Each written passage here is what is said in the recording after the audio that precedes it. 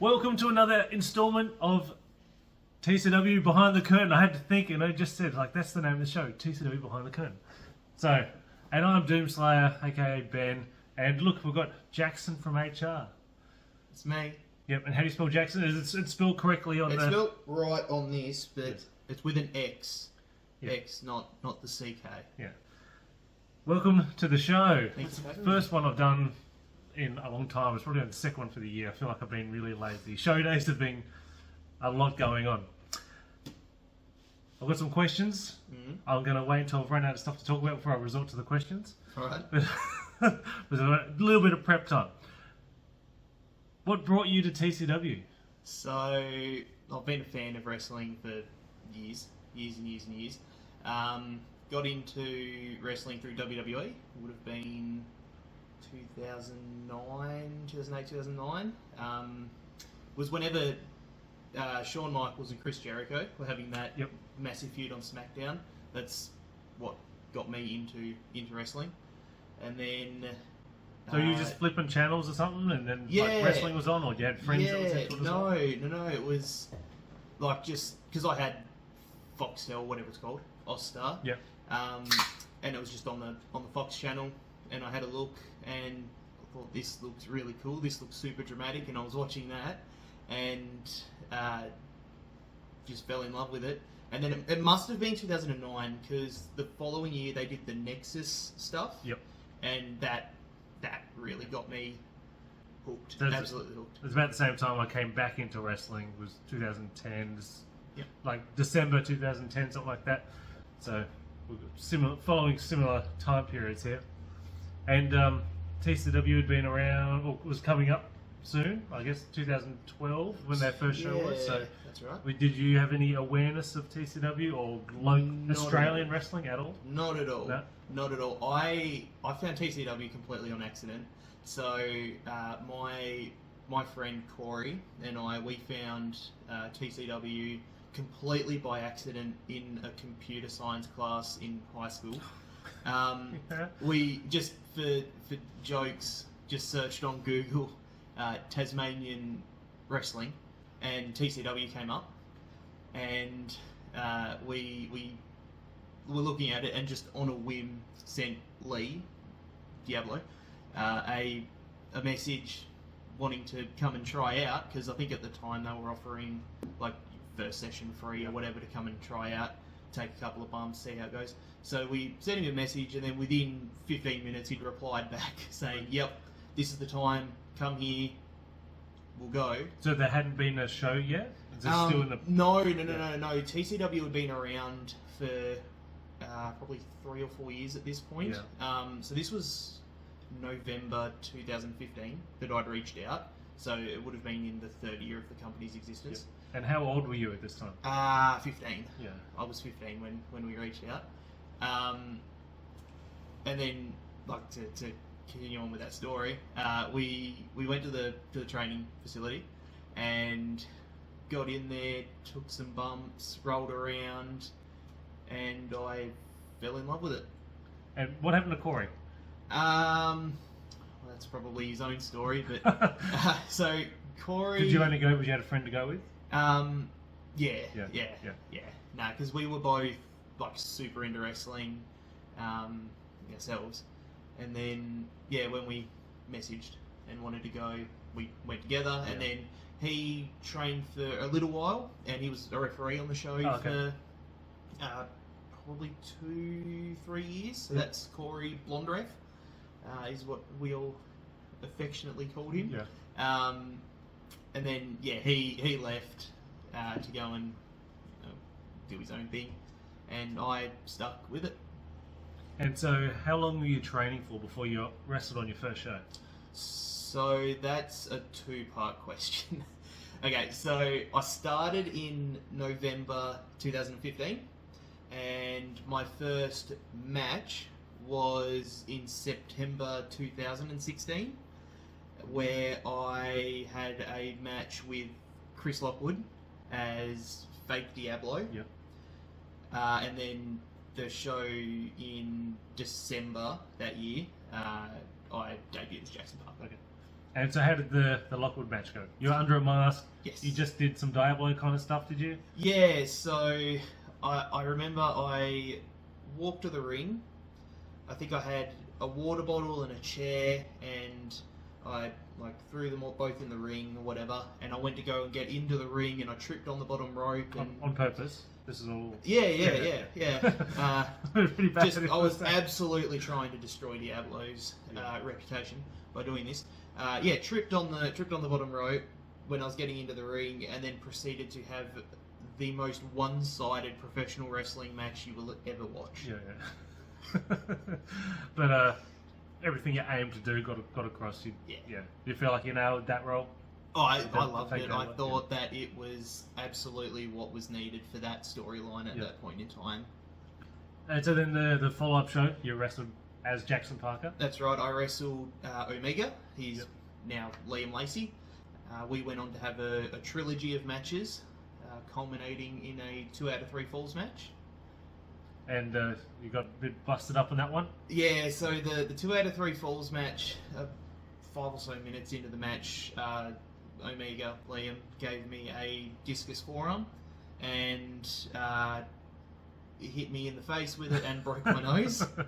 And I was gushing blood everywhere for the remainder of the match. Added to the drama of the match? Yeah. It was quite a visual. Yeah, I think it was. Me and Liam and the ring all covered in blood. It was a sight. And then that was the night that Liam took the Omega mask off and dropped me with an F5 after. And dropped a kid in the aisleway. And then he punched a kid in the face. Well, I don't know if it's maybe a backhand, an accidental backhand. Whatever Liam wants to tell you. Yeah. But everything's going pretty good at this point. You're loving everything you're doing. Yeah. You get like nervous for that first match, or you got all those sort of backstage jitters and stuff. I used to, not anymore. Yeah. But back when I was in my first run, it was a lot of nerves, a lot of nervous energy, a lot of pacing, a lot of running up and down the side basketball courts before busting through the curtain. But now, I think because I've been doing it for so long, it's just routine, I suppose. It's something I've got used to, something I've got comfortable doing. So it's not as it's still nerves good, but it's not super. Like I'm anxious the whole day leading up to it. It's a long day. It's a very long day. TCW show days at 8 a.m. If everyone's there. If you're there, it starts from 8 o'clock, and then you get a bit of a break in the middle of the day, but then it's like 10:15-ish. It's like freedom at night. It's a long day. It's a very, very long day. So at which point was it when so Annihilation 7 comes around? You're a couple years in. Yeah. 2.5, 3 years of wrestling. Yep. And then you're off to South Australia. Yeah, that's right. So Annihilation 7, I had a tag team match. It was myself and Commissioner Gordon. We were wrestling Aiden Sage and Mr. Sinclair for ownership of the company. We lost, and I was gone from TCW. I was going to move to South Australia. I'd already got everything booked, planned to move, all good. So February 2020, I'd moved over to Adelaide. What happened in February 2020, Jaxon? The entire world stopped. Yeah. So bad time to make a huge move. So COVID happened, the pandemic happened, and right before the Tasmanian government shut the borders to the state, I'd made the decision to move back to Tasmania. So you were only there for like a month? Or 5 weeks I think I was there for, and just decided to come back. It was the smartest, and I didn't want to be stuck in Adelaide. So you come back February, March-ish, but then you don't come back to wrestling right away. That's right. So Annihilation 7, 3 years later, just about, you come back. You weren't on Annihilation 10? You were at Annihilation 10 though? I wasn't even at Annihilation 10. Oh, okay. 10. I thought you were there to watch it. No. So when I came back through to when I reappeared at Rebirth this year. Rebirth, I wasn't on the show, but I was in a backstage role. I hadn't been to any TCW events. I've been following through social media, following everybody's progressions and the storylines, but I wasn't actually at a show. And then I started training again at TCW, would have been 2 or 3 weeks before Rebirth, which I was on the show in a backstage role. And then Winter Warfare, I returned. Yeah, yeah. So in that time away, like, what was your relationship with pro wrestling? I hated it. Because you weren't doing it? You felt sort of like outside, Yeah. and you didn't want to be outside? Yeah, it felt to me very much like it's something that I loved, but every time I tried to get back into it, it just brought back all the memories and why am I not doing this? And Yeah. I want to go back, but also the company's changed heaps and there's heaps of new faces, and the company, like the talent in TCW in the 3 years that I've been gone has gotten so much better. Like people like DOOMSLAYER, Dominic Knight, heaps of people have come through, and I sort of felt Like inadequate. Grayson's first show was like your last show. And Yeah. Like there was a big, like then Dino's very soon. Yep.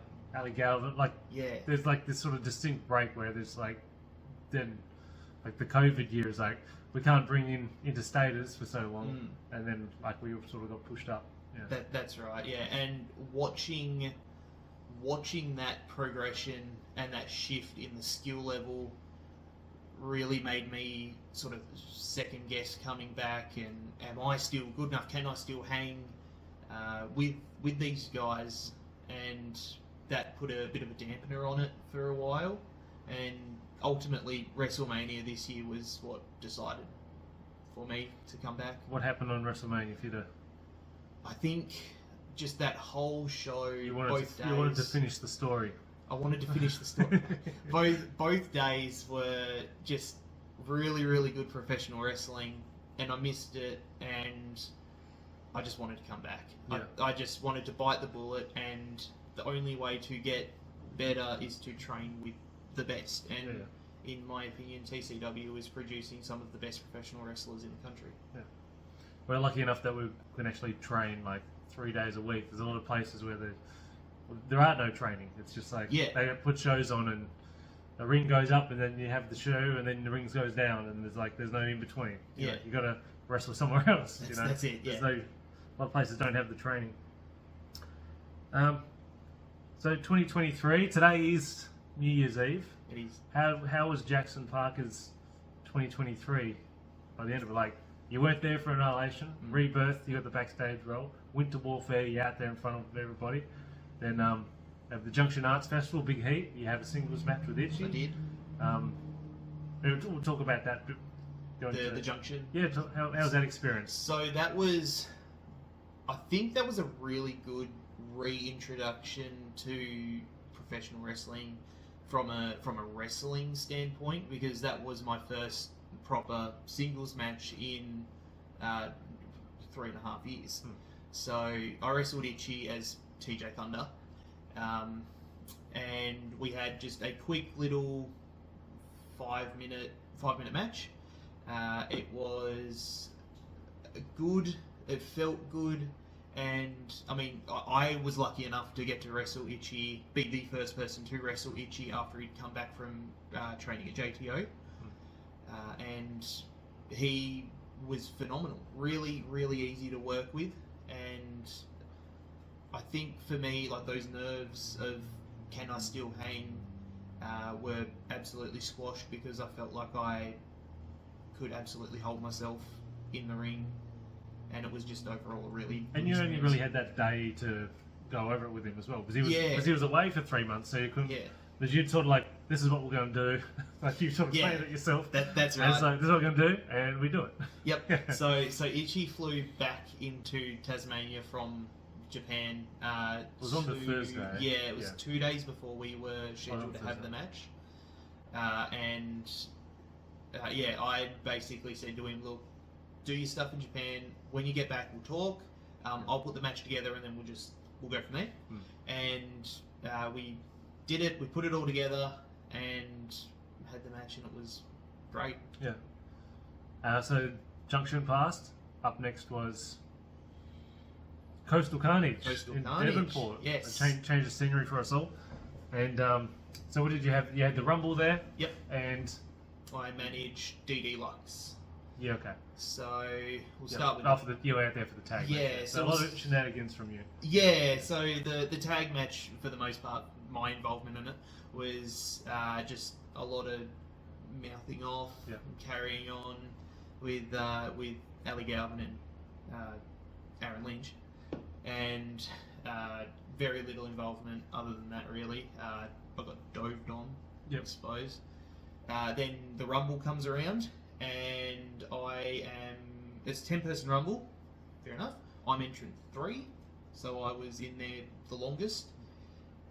So it was Eddie Jones and Chase Austin that started it. Yeah, that's right. And then I came out and I lasted the longest because I ended up winning it. Yep.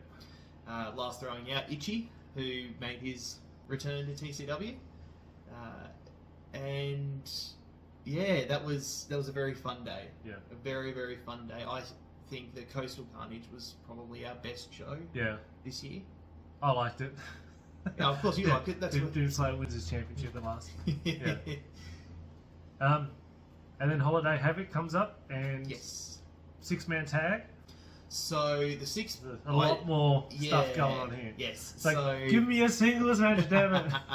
So I was originally announced to be wrestling Ali Galvin 1-on-1, and then the Grayson celebration happens, and Mr. Sinclair returns to TCW since Annihilation.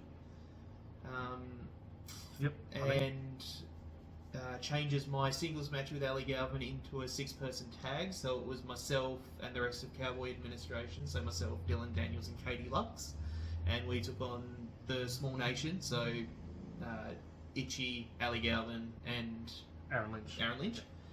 And that was a balls to the walls hectic match. You're a bit stressed going into that one, I think. I think we all were, because nothing was planned, nothing could really be spoken about until the ring was set up. So we didn't we were trying to put together this 6-person tag. We put something together, or most of it, earlier in the week, and then we got to Saturday and we scrapped it all and we started again, and then we had some people around ringside that were giving us crap and just making it a not very fun experience. But we got there in the end. We put something together, and I think that what we put together was solid, and it was just an enjoyable match. Yeah. So what's coming up for Jaxon Parker?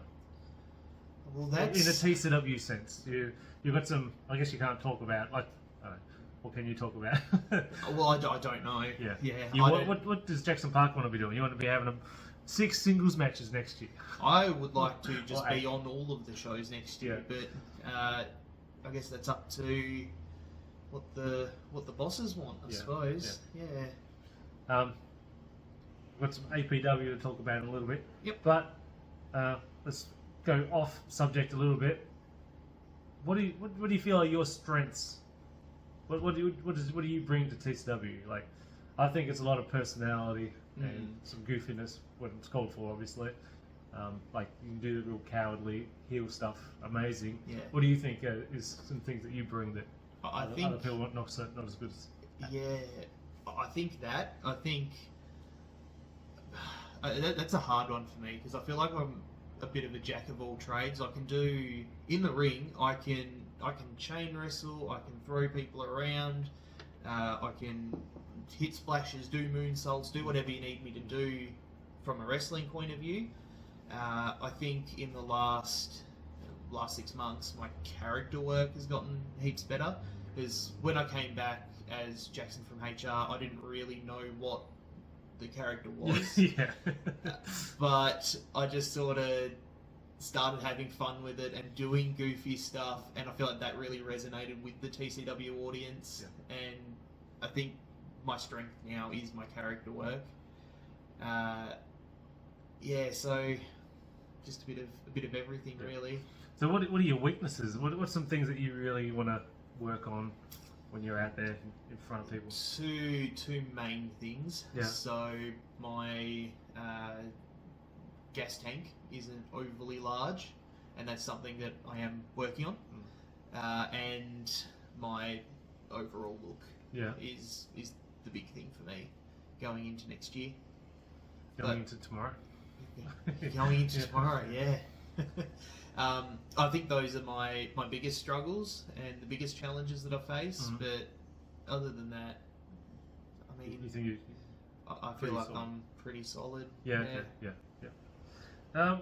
What's the best advice you've been given in wrestling? Ooh. Now, that's a good question, isn't it? Oh, that is a very good question. It's not who's your favourite wrestler.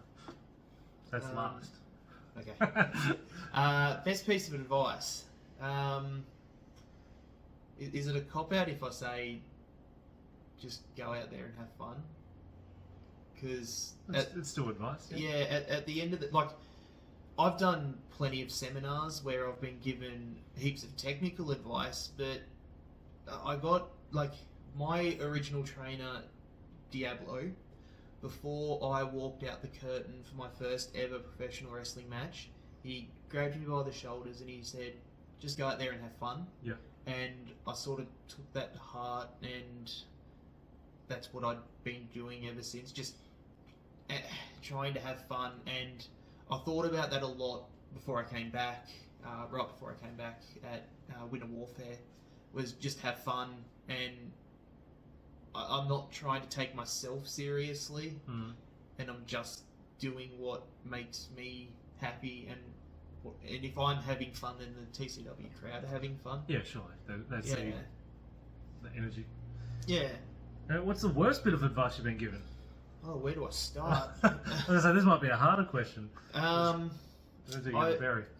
It depends on what you're talking about. So, from wrestling standpoint, like in ring standpoint, I've been told so many times, you know, like, you're a big guy, you've got to be doing big guy things. So why is the big guy going off the top?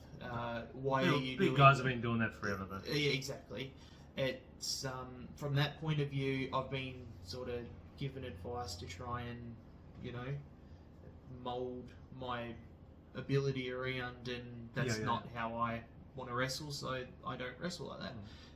Character-wise, I mean, no one's really told me much about my character, but I've had some people, you know, pull me aside and say, you're selling like this wrong, and then I'll have somebody else tell me the complete opposite. So I think for me, it's just not necessarily one piece of advice, but a lot of different conflicting. Yeah, a lot of conflicting sort of bits and pieces. So I just sort of wrestle how I think that I should wrestle and do what I want to do, and I mean, I think it looks good. So yeah. No, definitely. What are like your favourite moments that you've had in wrestling? Like, you're out there, you've done something. Either it's like just something like a little moment that stood out, and it's like that was brilliant when I did that, or just experiencing something. I think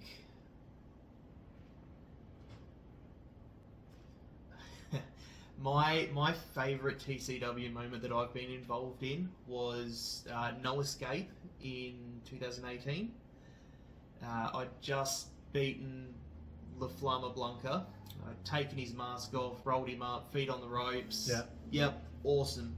I grabbed a microphone and I was spouting off, and lights go down, and Diablo comes out and super kicks me, hits me with a chair, gives me a tombstone on a chair.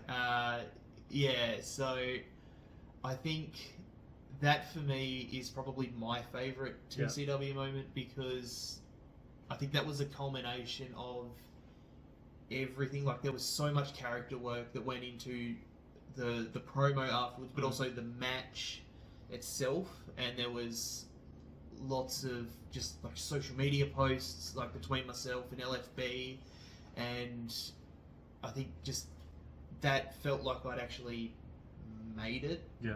to a degree. Like I'd actually, like a few switches were starting to click in my head about It's how like, to oh, action. I know what I'm doing now. Yeah, So everything's falling into place. That's right, and it's just like all these little things that I've been told were actually starting to click, and the light bulb was starting to go on, and yeah, I think that, and I mean like the segment itself was just cool as hell. Yeah. So It's good when you get a segment, you know, just Yeah. have a match, go out there, have a match, then go back, but you're Yeah. actually involved in like the greater story of what's Yes. going on, the bigger, the TCW universe. Yep. Do you have any matches where it's like, I can't rewatch that?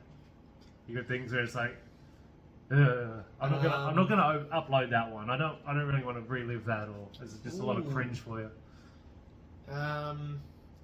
Yeah, I've got one match that I can't rewatch. Yeah. Simply because I looked terrible. I did some terrible stuff in it. Yeah. And it was my second singles match against JJ Storm, Yeah. where Chris Lockwood and Adrian Alexander came out and turned it into a triple threat. This is probably the match where I started taking fitness and everything a bit more seriously, because I did the War Machine spot where the one guy was in the corner, the other guy was in the opposite corner, and you run and do the closing ones yeah. back and forward. Oh, you got a bit gassed on that. And I got very, very gassed on it. Yeah. And I had so many people tell me that is the worst thing I've ever done in professional wrestling. And I've never watched that match back. Okay, well, this is where I'm going to insert that clip so people can. Okay. So you don't have to watch the podcast back. You've lived it now, so you don't need to rewatch it. Yeah. Oh, interesting. Yeah, so that's the one match in that I've had that I just can't watch back. So, I just had some question pop into my mind, but it's not one that's written down. It was good as well. Oh yeah, what was it like getting on? What was it called? Dirtbag wrestlers or something? Shitbag wrestlers? Trash bag wrestlers. So back in 2017, 2018 era, there was a Facebook page called Trash Bag Wrestlers, where people who looked ordinary, let's say, would get posted there, and people would just flame them in the comments. And it was actually quite a big page. I think they had like 10,000 followers or something. And I got posted in that group. It was a match card. It was myself versus JJ Storm versus Red Hood, and so this is not. And the Red Hood that we're talking about isn't Bueno Boy's Red Hood. This is like the DC guy Red Hood. So we got posted there. It was just a collage app put together thing that the promoter had put together, and it looked like it was not a very good match card. It was nothing. It was just like 3 photos of us, and there were 3 action shots. Red Hood has a mask, JJ Storm has a mask, and I don't have a mask. So those two, their facial expressions got mostly covered. Mine didn't, and I was making a very unfortunate face in the photo that... Was this during the War Machine spot, was it? I don't know. I think I might have been making my entrance. Yeah. And we got posted on there, and the caption of the photo was, "The Avengers are looking pretty tired." And everybody was just in there flaming us. The majority of the comments were talking about Red Hood, how we actually had DC Red Hood on our show. But I'll never forget this one guy accused me of stealing his gimmick. What? And I had a look through his Facebook page, and the only similarities between myself and this guy were that we both wore orange. Yeah, okay. And that was it. Was it Taz, was it? Probably Taz. Oh, nice. Yeah. Okay. My final topic is Australian Pro Wrestling, APW. Yes. You got yourself in the semi-main event I in did. a hardcore title triple threat match. Yes. With Paul Turner, all the stars, and Phil Picasso, the Birdman. The Birdman. So, you excited? I'm very excited. Yeah. That's going to be a very... It's going to be a wild day. Oh, it's going to be Wild a wild couple of days, a wild weekend. Yeah. I'm very, very excited to go over there to Bexley and wrestle. We've been doing all our promos, everything's getting that coming all along sorted. nicely. We've still got 20 days to go. Yes. So, yeah. Yes. So I'm wrestling Paul Turner and Phil Picasso, the Birdman himself, And your APW debut. for the hardcore title. title. Yeah, so it couldn't get any bigger, really. Your first match outside of TCW, and it's like, okay, this is what we're doing. Yep. Yeah. And I mean, if you've seen Phil's reels and TikToks, you can get an idea of, just like he seems like a very nice guy. I'm very excited. Yeah. I'm very grateful for the opportunity. Yep. And I hope that I get to snag some gold and bring that hardcore title back to Tassie. Yeah. Well, both our bags will be a bit heavy. Let's hope we can get them on the plane. Yeah, might have to wear the belts onto the plane. Yeah. So is there any other interstate things that you're looking at for next year? Anyone that wants some unbeatable Jaxon Parker on your show, Yeah. you can find me everywhere at Jaxon Parker PW on socials. They should find you. Yeah, so Twitter, Instagram, I've got all those ones, Facebook as well. But I'm going to be reaching out to some places in the greater Australian wrestling community. And you'll meet some people at APW as well, and that'll help you find other places as well. 2024 for me is my networking year. Yep. 2025 is I'm going to go and rule the country. Yeah. No, nice. Yep. Well, don't forget about the little people. Bring me along with you. Yeah. All right, well, that's the end of the episode. And all right. Oh, what's your favorite wrestler? Oh, my favorite wrestler. Ooh. Okay. You really got me on the spot, guy. Okay. I told you earlier I was going to. Yeah, you did, and I didn't think about it. Okay, I've got two at the moment.